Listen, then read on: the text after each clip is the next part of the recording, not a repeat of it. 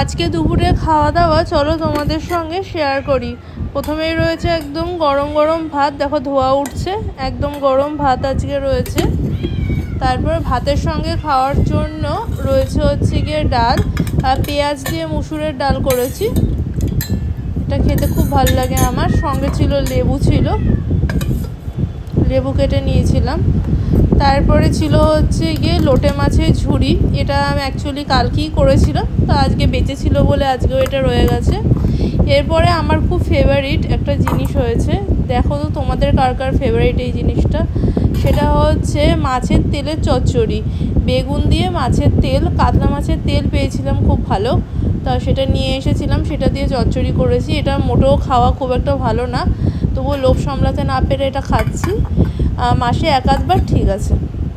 আর লাস্টে ছিল হচ্ছে গিয়ে পাবদা মাছের কাসন পোড়া ঝোল, পাতলা একদম ঝোল করেছি, বড়ি বেগুন দিয়ে ঝোল করেছি।